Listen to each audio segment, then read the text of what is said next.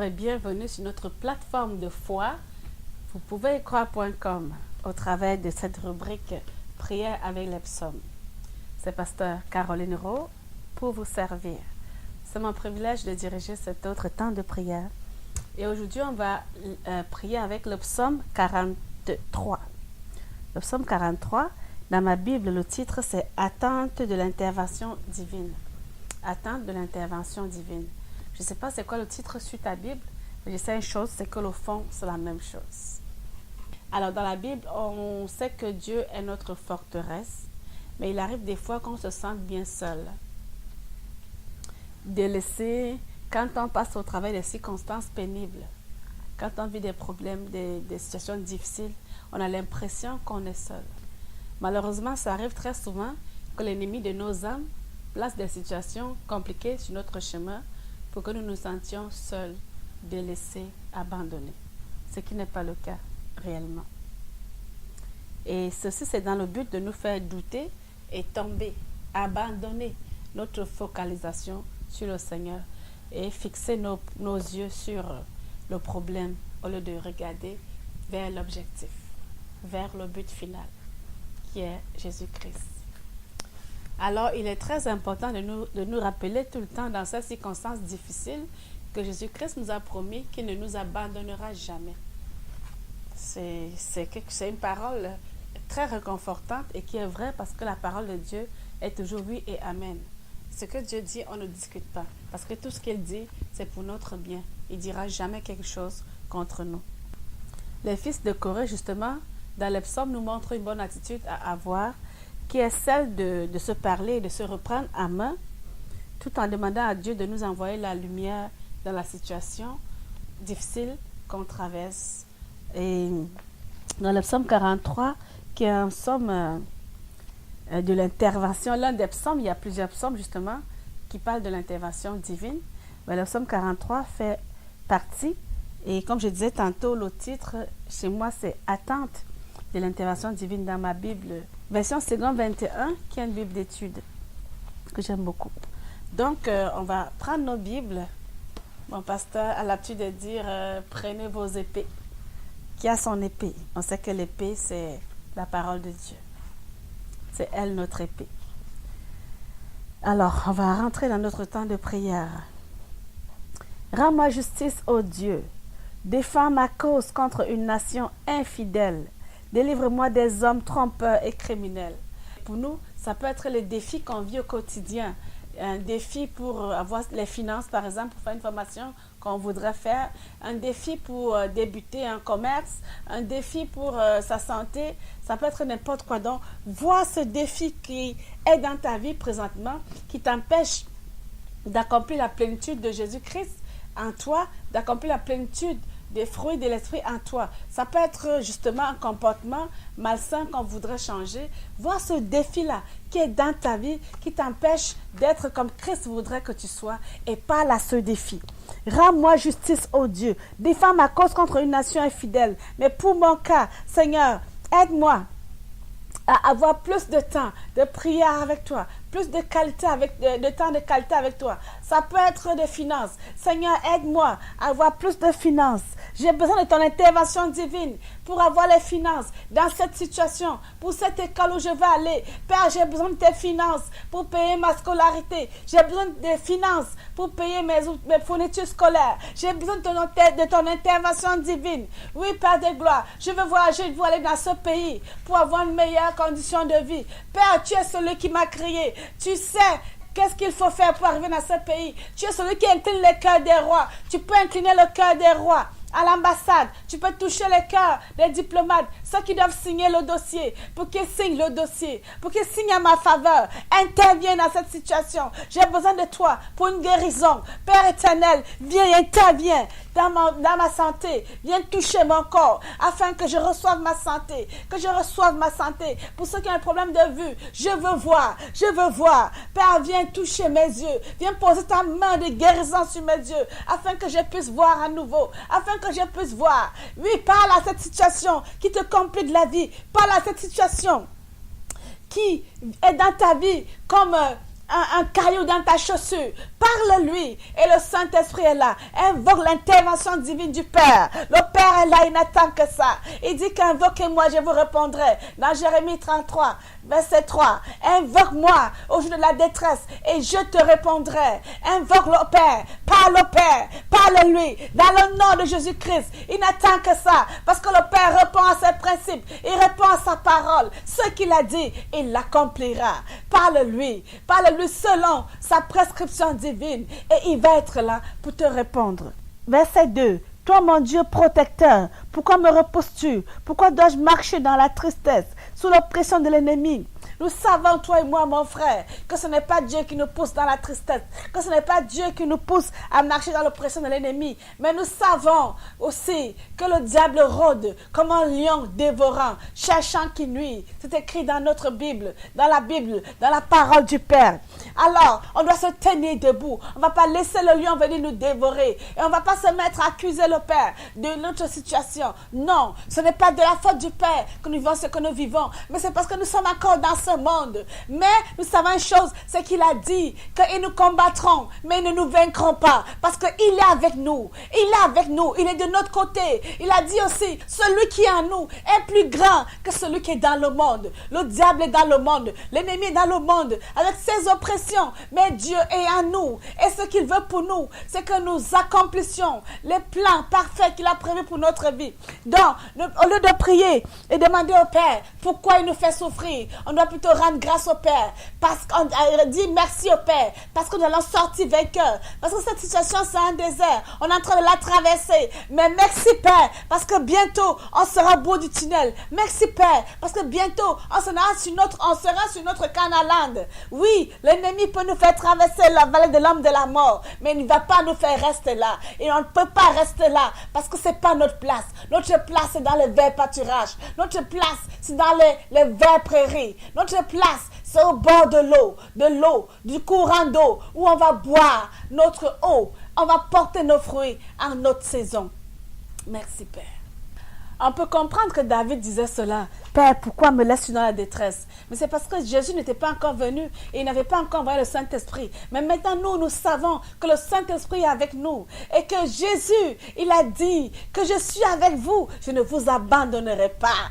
Donc, on va prier avec les psaumes, on va lire les psaumes, mais on va savoir discerner ces paroles du Saint-Esprit qui font la différence dans l'Ancien et le Nouveau Testament. Là n'est pas le débat sur l'Ancien et le Nouveau Testament. La chose qui est importante, c'est d'être en relation avec le Saint-Esprit, d'ouvrir la bouche, de laisser le Saint-Esprit rendre ministère, de discerner quelle est la parole que le Saint-Esprit veut qu'on lui adresse, qu'on adresse au Père, dans le nom de Jésus-Christ.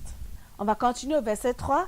Envoie ta lumière et ta vérité, qu'elle me guide et me conduise à ta montagne sainte et à ta demeure. Voilà une prière que le Saint-Esprit veut qu'on fasse. Ça, c'est une parole qui vient tout droit du cœur de Dieu. Oui, Dieu veut envoyer sa lumière. Envoie ta lumière, envoie ta parole. Tu dis que ta parole est comme une lampe à nos pieds. Envoie ta parole, qu'elle vienne nous éclairer. Envoie ta parole, qu'elle vienne nous diriger. Oui, toi, mon frère à la maison. Toi, ma soeur à la maison. Parle au Saint-Esprit. Parle à Dieu le Père. Dis-lui d'envoyer sa parole. Ouvre la Bible et lis-la. Trouve cette parole. Ou assois-toi et entends cette parole qu'il a te donnée. Cette parole qui va t'éclairer, qui va te diriger à la montagne sainte et à la demeure du roi des rois. Oui, le roi des rois est avec nous. Dans les psaumes, il y avait une maison où la présence de Dieu était. Mais maintenant, on sait que sa présence est avec nous. Il est avec nous présentement. On n'a pas besoin de lui demander de nous emmener où il est. Il est avec nous. Tu peux dire, Saint-Esprit, descends. Père, viens dans mon esprit maintenant et manifeste-toi. Je veux voir ta main. Je veux voir ta face. Je veux voir tes miracles. Je veux voir la manifestation de ta présence. Merci Père, parce que tu réponds présent quand on t'appelle, quand tes enfants t'appellent. Verset 4, j'irai vers l'autel de Dieu, vers Dieu ma joie et mon allégresse, et je te célébrerai sur la harpe, ô Dieu mon Dieu. Et la harpe, C'est un instrument de musique. Il voulait louer son Dieu. Il voulait louer son Dieu en lui chantant des chants, en lui jouant de la musique. Oui, Père, tu sais qu'on aime ta présence. Tu sais que moi particulièrement, j'aime ta présence dans la louange. Et je sais que mes frères à la maison, mes soeurs à la maison aiment aussi appeler ta présence dans la louange. Merci de créer cette atmosphère de louange, cette atmosphère de parfum de bonne odeur dans vos maisons, afin que Dieu vienne y siéger, parce qu'on sait qu'il siège dans la louange de son peuple. Créer cette atmosphère de louange à la maison.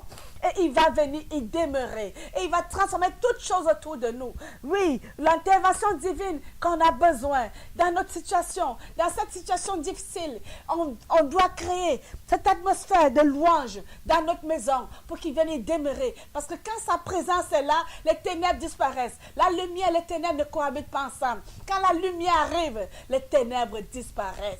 Alléluia. Gloire à toi, Papa.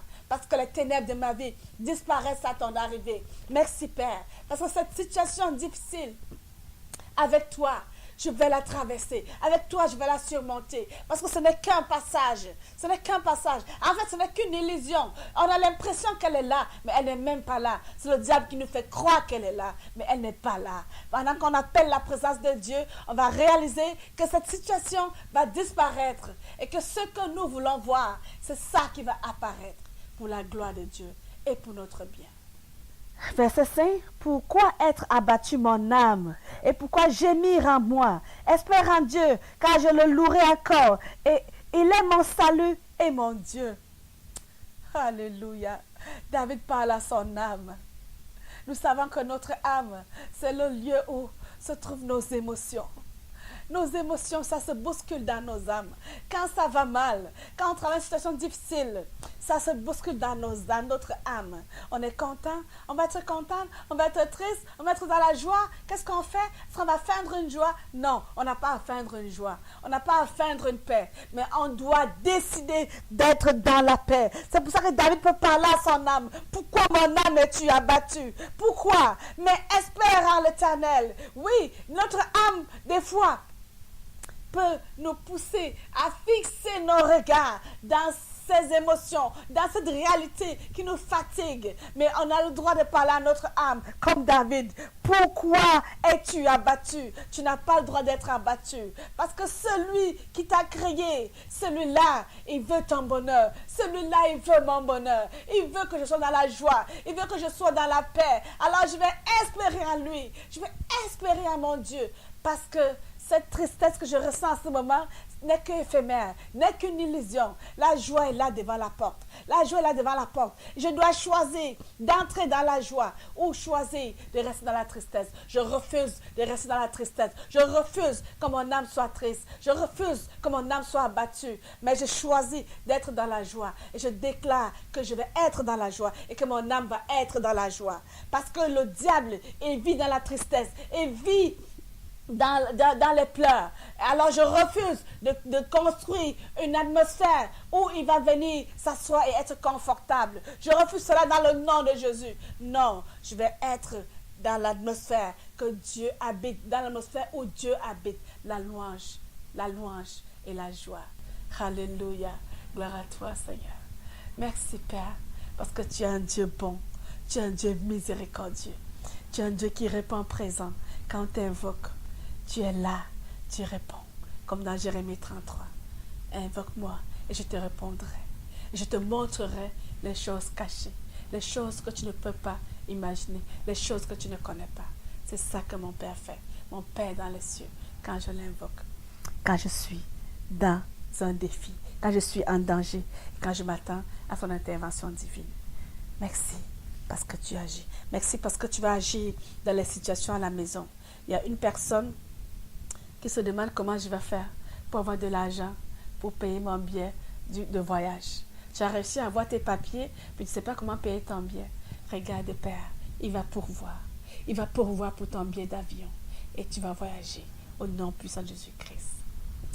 Merci, Père. Merci pour ce temps qu'on a pu avoir entre frères et sœurs dans la prière. Merci, Saint-Esprit, d'avoir été là, d'avoir rendu ministère. Comme je vous dis souvent, j'arrête de prier parce que On a un temps limité pour les vidéos, mais en dehors des vidéos, on peut prier comme on veut. Laissez le Saint-Esprit aller diriger comme il veut. Le laisser faire être le maître de cérémonie. Que son temps soit le temps idéal. Et laissez-le rendre jusqu'à ce que vous soyez dans la plénitude de l'Esprit. Que vous ressentiez au fond de vous que oui, c'est fini. Je vois ma solution. Par la foi, comme Abraham qui a vu les étoiles et qui a cru qu'il sera le Père de la multitude. Et aujourd'hui, il est le Père de la multitude. Merci pour ce temps de prière. On a prié dans le nom précieux de Jésus-Christ. Vous pouvez y croire. À très bientôt dans un autre temps de prière. Jésus ne change pas, Jésus ne change pas, il est le même.